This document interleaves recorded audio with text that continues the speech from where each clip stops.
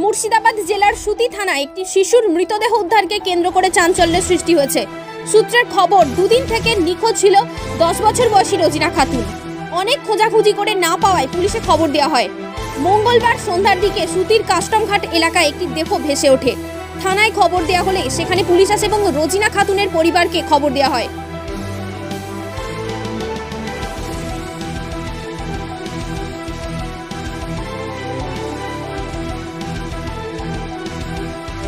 রোজিনার পরিবার এসে মৃতদেহ তাদের মেয়ে সেটা নিশ্চিত করে। দেখছি জ্বালা আছে ভেসে উঠে যায় টুকাটাই, তাছাড়া তো আর কিছু দেখতে পেয়েছি না। আর কি দেখবো আমরা?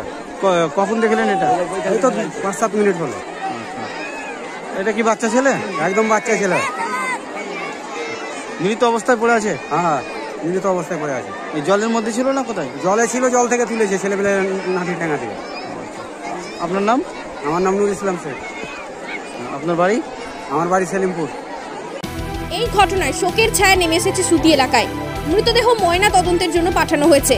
পুলিশ তদন্ত শুরু করেছে। সুতি থেকে আব্দুল সামাদের রিপোর্ট, এনভিটিভি। আধুনিক মানসম্পন্ন উচ্চমানের শিক্ষা প্রতিষ্ঠান তারবিয়া ক্যামব্রিজ ইন্টারন্যাশনাল স্কুল এখন আপনার এলাকায়। আপনার সন্তানের আদর্শ ভবিষ্যতের জন্য একমাত্র ঠিকানা তারবিয়া ক্যামব্রিজ ইন্টারন্যাশনাল স্কুল। আমাদের লক্ষ্য প্রতিটি গ্রামে আমাদের শাখা তৈরি করা। আপনার কি কোনো 1000 স্কোয়ার ফুটের মতো ঘর আছে?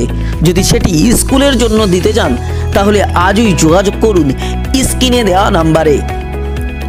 আমাদের ঠিকানা 5/1 Gorachand lane, park circus, Kolkata.